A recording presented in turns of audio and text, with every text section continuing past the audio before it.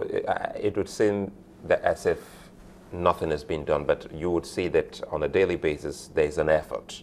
Perhaps it hasn't actually achieved. That's why I say reps. You're asking yourself. No, I'm coming. Perhaps it hasn't. I'm coming. Perhaps it has not achieved the kind of result you would want to see. What would you want them to actually tinker with for them to achieve that result?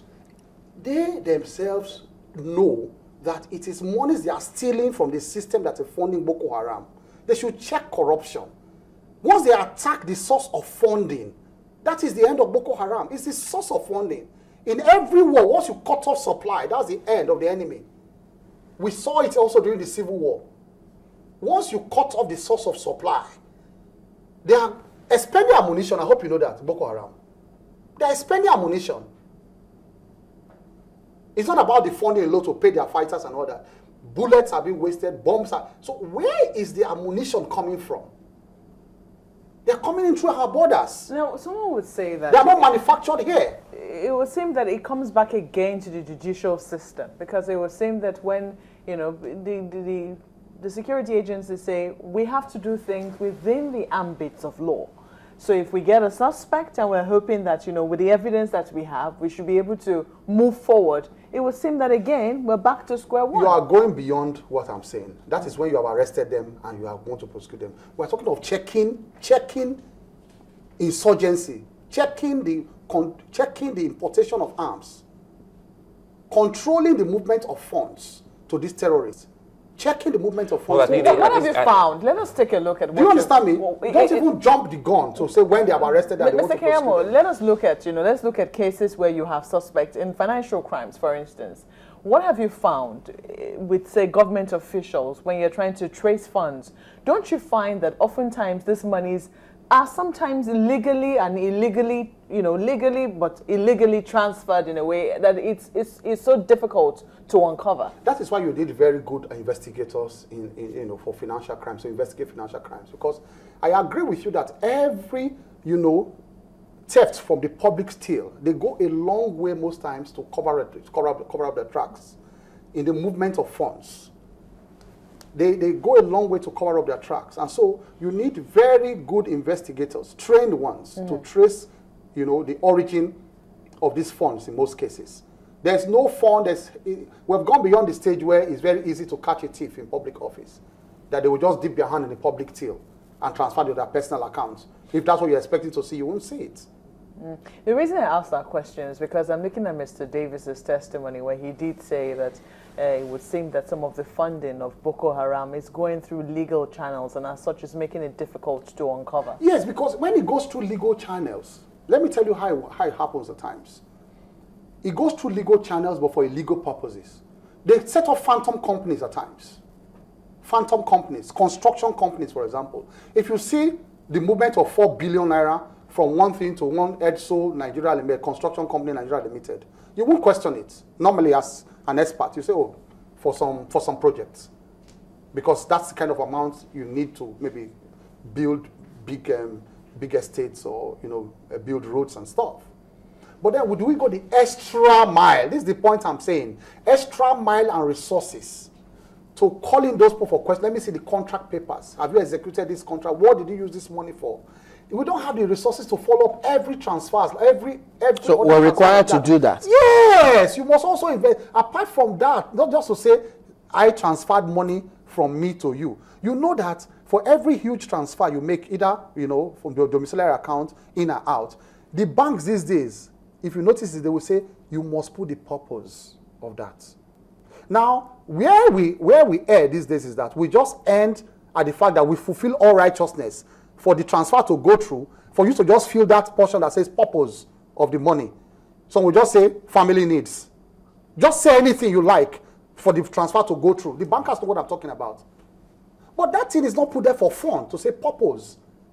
It is for the security agencies to routinely find out whether that money was actually for that purpose. I mean, you work with these people. It wouldn't be too nice. It wouldn't be too nice and fair to say they don't go through all of that. Possibly, don't you think that we have some external funding that we've not been able to, because recall that they have actually said something about cooperation between us and some other neighboring countries, which we still haven't been able to secure so well. So if you say we have maybe the DSS, the police, and the anti-fraud unit, and even the DMI, definitely they will be looking at so many of these issues in the country.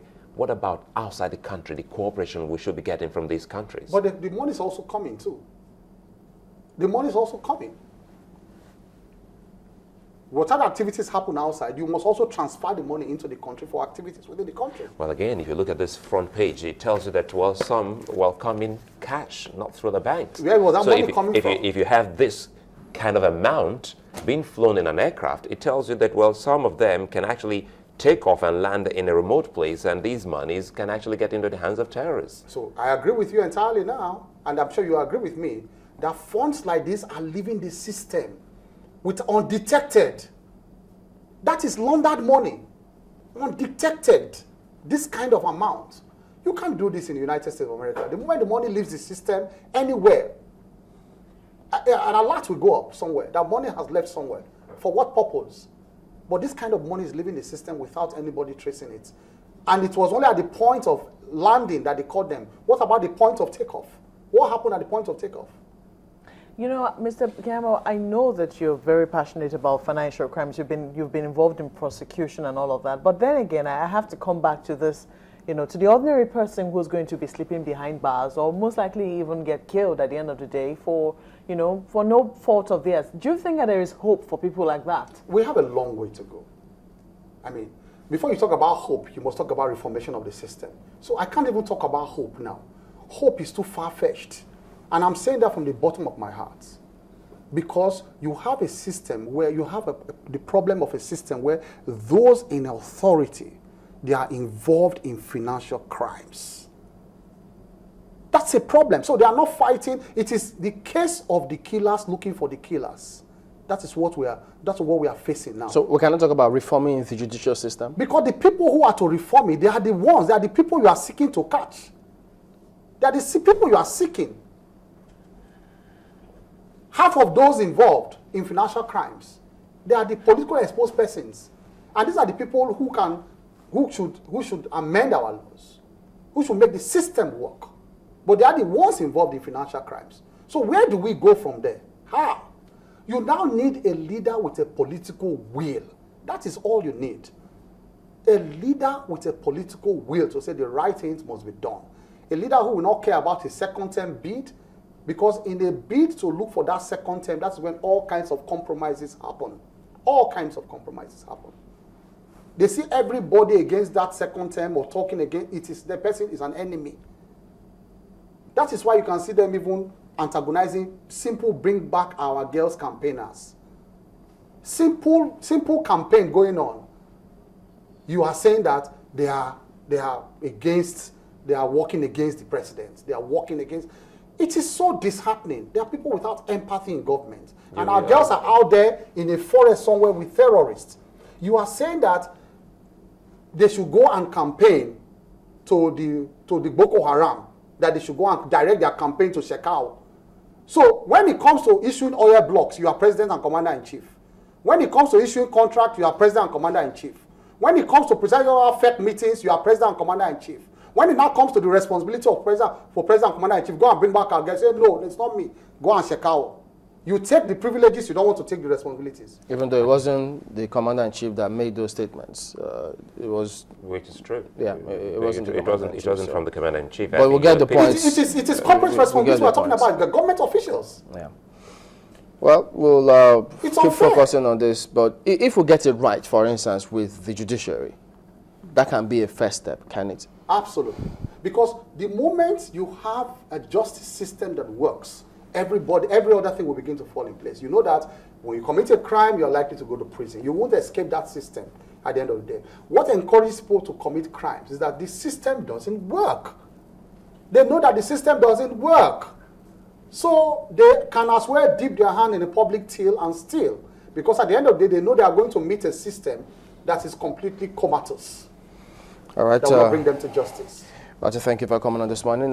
Festus Keyamo is a legal practitioner focusing on the state of the nation. Thank you for coming on this morning. Thank you very much. We'll be back in just a moment. We've got other matters coming on today on the program. Join us again in a moment.